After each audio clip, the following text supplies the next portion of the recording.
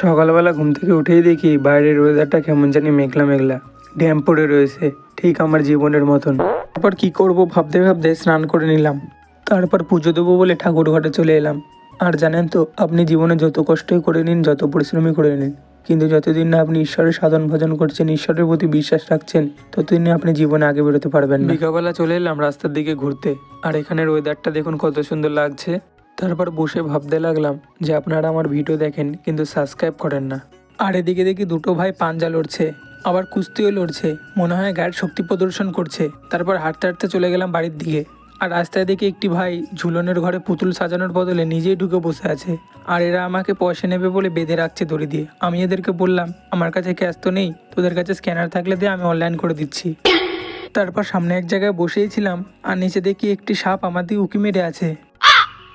আর সন্ধ্যাবেলা আমি আর দুই বোন চপ মুড়ি খেতে বসেছি। আর একে শুধু মুড়ি দিয়েছে বলে দেখুন কিরম ড্যাব ড্যাব করে তাকিয়ে আছে। আর মুড়ি খেতে খেতে আজকের ব্লগটা এখানেই শেষ করলাম। দেখা হচ্ছে পরের ভিডিওতে।